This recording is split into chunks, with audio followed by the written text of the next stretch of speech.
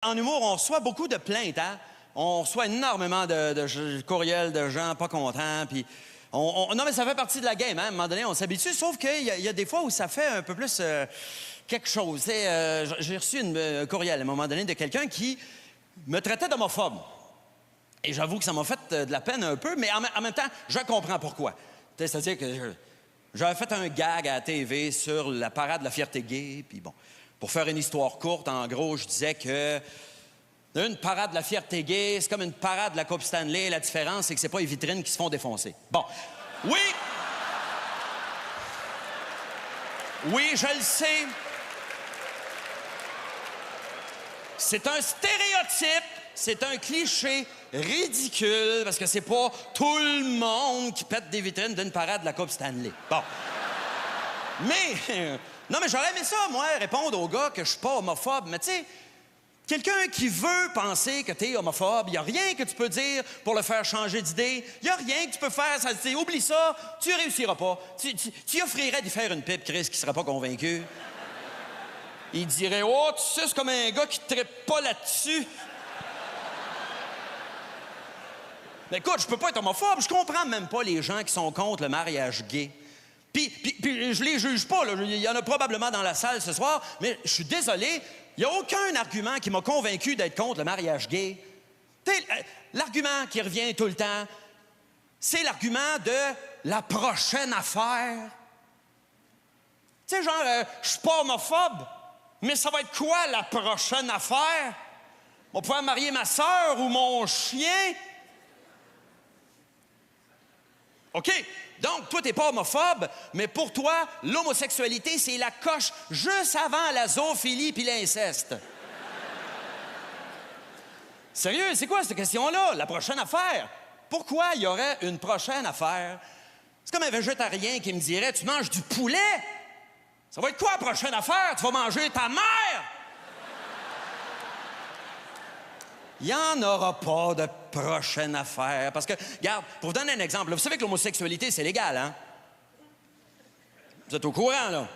Je veux dire par là qu'un gars a le droit de mettre son pénis à l'intérieur d'un autre gars, s'il veut, là. Ben, si l'autre veut, idéalement, là, on s'entend. Ben oui, non, mais je veux dire par là que c'est légal, et ça ne l'était pas avant, ça l'est devenu. Est-ce que depuis ce temps-là, c'est devenu légal de baiser sa sœur ou son chien? Je pense pas. Moi, que ça fait longtemps que je suis pas allé en Abitibi, mais je pense pas. Et, pour ceux qui s'intéressent à l'histoire, je vous rappelle quand même qu'avant que les femmes obtiennent le droit de vote, il y a des gars qui disaient, ça va être quoi la prochaine affaire? Ils vont donner le droit de vote aux vaches pas aux cochons. Elle est pas drôle, mais elle est historique, celle-là. Bon! Oh, l'autre argument qui revient tout le temps, c'est l'argument de comment j'explique ça à mon enfant. Comment j'explique ça à mon enfant que deux hommes se marient? Je sais pas, man, on s'en calisse.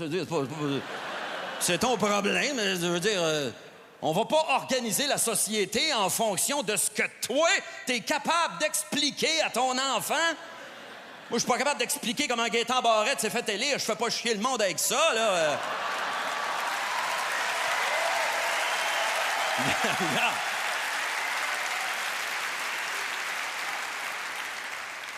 Si t'es pas capable d'y expliquer, demande-y, lui, il va te l'expliquer. Pourquoi deux hommes se marient? Parce qu'ils s'aiment épais. T'sais, comment on peut être homophobe? Tu sais, dans homophobie, là, pense-y, il y a le mot phobie. La peur. T'as peur de quoi? Parce qu'on s'entend que d'une cour d'école, c'est rarement le gay qui est le plus épeurant. Hein? D'une douche de prison, peut-être, mais pas d'une cour d'école. On s'entend. J'ai jamais entendu Pierre Bruno dire aux nouvelles qu'il y avait des gangs de gays qui se réunissaient le soir pour crisser des volets à des hétéros. C'est genre aux Lovers. Là. Il spot le gars qui a l'air le plus hétéro, tu sais, le douchebag avec un V-neck puis un bracelet de cuir, là, puis bang! Finissent le daiquiri aux fraises, puis ils sautent dessus. Ah ouais, par là, grand coup de sacoche, tu sais.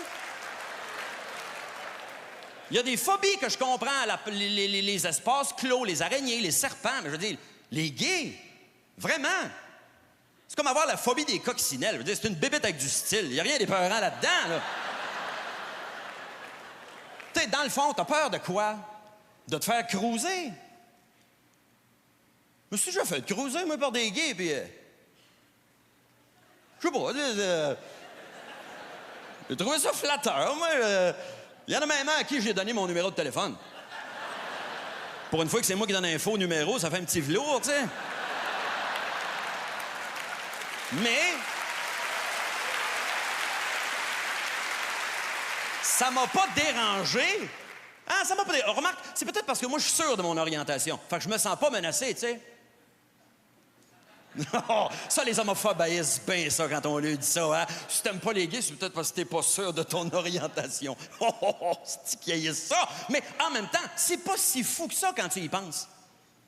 Mettons, regarde, moi, là, j'aime pas ça, les pretzels. Tu m'offres des pretzels. Je vais dire non. J'aime pas les pretzels. Je taillerai pas pour ça. Mais si tu m'offres des chips au vinaigre, là, je vais tailler, parce que je le sais que je pourrais pas m'empêcher de passer au travers. OK, l'image est bizarre un peu, là, mais vous comprenez le fond de mon idée, là. Mais c'est drôle, hein, tu vois, parce que même si je dis que je suis pas homophobe, ça veut pas dire que j'ai pas de préjugés, ça. À un moment donné, je suis dans une salle de maquillage, OK, pour une émission de télévision, tu sais, je me fais mettre de la poudre, tu sais, puis je jase avec le maquilleur, tu sais. Puis à un moment donné, on jase, tu sais, puis il se met à me parler de sa femme, puis de son fils. Puis là, moi, je dis, wow, attends. T'es pas gay, toi? Il dit non. Ben, je dis, voyons. Comment ça, je pensais que t'étais gay, moi. J'ai toujours pensé que t'étais avec un gars. Tu me parlais de Claude, me semble. Il dit, c'est ça? Ma blonde s'appelle Claude. Il dit, oh, monsieur a des préjugés. Je dis, ben là, come on! T'es maquilleur. Tu sors avec Claude. C'est allé voir Lady Gaga au Centre Bell. Je veux dire, c'est de la fausse représentation. C'est bien pour dire hein, ce que ça peut faire les préjugés. Parce qu'après ça, là, comme il était plus gay, je me suis mis à douter de ses compétences de maquilleur.